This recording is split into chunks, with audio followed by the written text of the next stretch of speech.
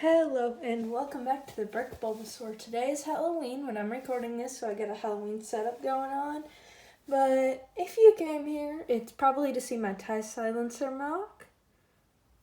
So let me go ahead and get that. And, well, it'll just take a second. Here we go. So here's the mock of my tie silencer from The Last Jedi.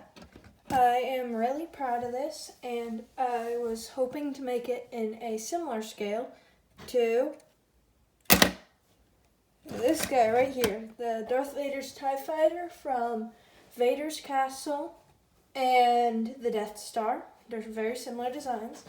So the cool thing about this is that it's small, first off, especially when compared to a minifig.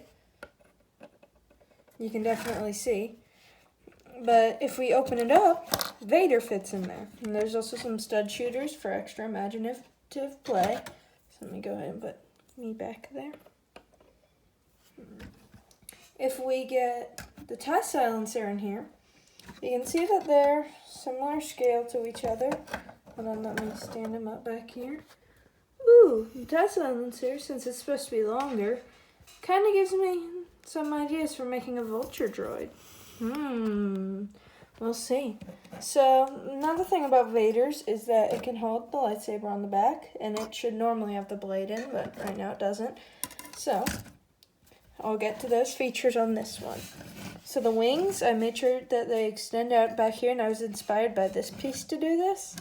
So the front, it should have some red right here, but I changed that because it looked really ugly in my opinion. And it just looks better like this, drawing some inspiration from the command shuttle. Sorry about that noise, I just accidentally bumped something with my foot. Some stud shooters down there, you can leave those off if you don't like them, or just leave this entire assembly off, it'll look much cleaner. But I just added this for some extra play. On the back, there is storage for his lightsaber. There's the thruster, and it's really smooth back here, hopefully. I'm hoping that turned out well.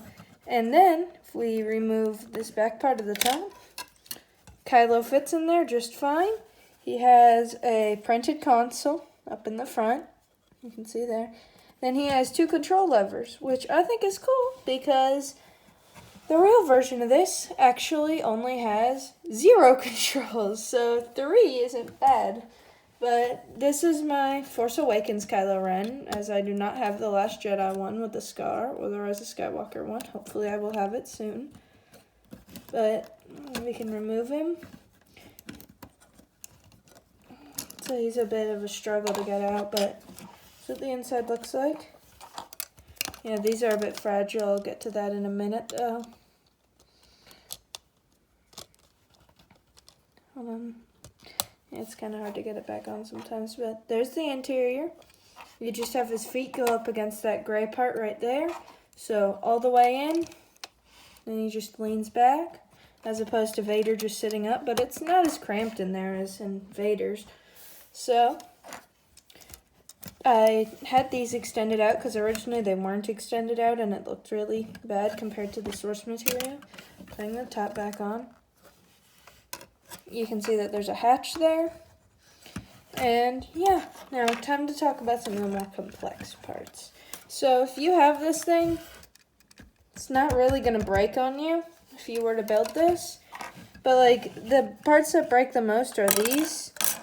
They really like to fall off on each side.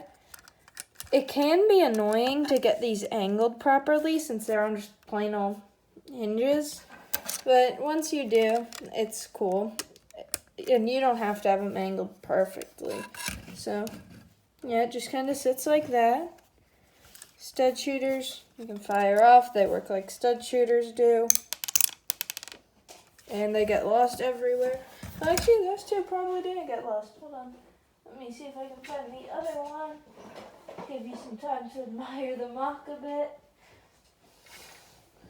Hold on a second. Okay, I got a spare. Just because stud shooters can be annoying sometimes. So I had a spare off camera just in case we needed that. And we did. So there it is with the stud shooters back in. And if we actually remove those, that whole subassembly, well, you don't want to, because then the front can just come off like this. But removing the stud shooters off of that, and then putting it back on. Sorry if you can hear some voices in the background. It's just my house. It can be a bit noisy.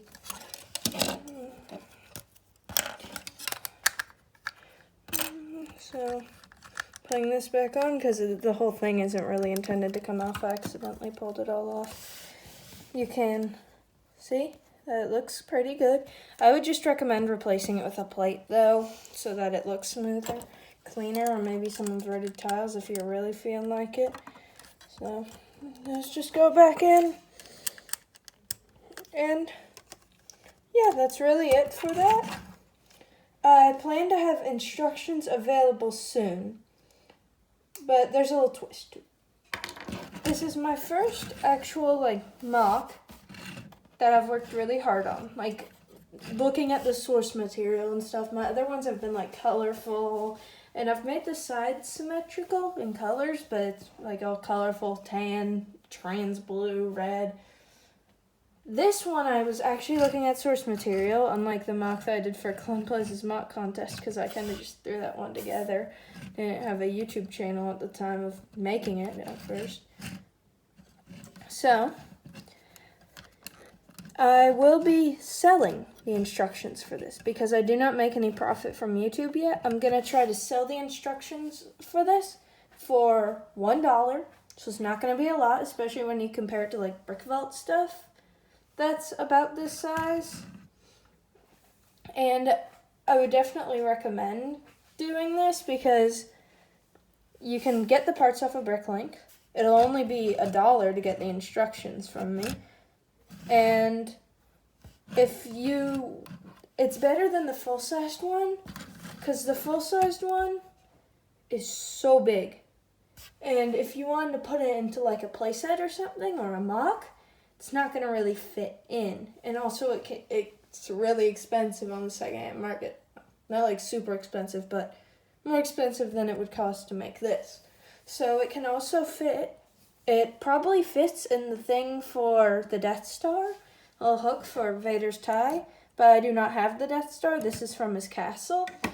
So if you have his castle, you can fit it in the basement. I checked. So if you want to make it a first order one, because the color scheme works, you could always do that. And yeah, that's pretty much it for this one. But I have a quick, really important announcement to make. In case you haven't noticed, let me bring myself up here for the announcement. And my bulba. My brick bulba. So, in case you haven't noticed, there's no inaccurate date up here. The lighting is brighter. I got a new camera. And I'm so excited about that.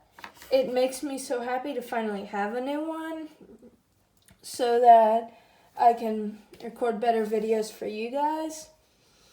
I plan to make another video today using this same phone. Since this is a hand-me-down phone, it cost me nothing, and I now have it to use as a camera, and it is not a bad camera at all.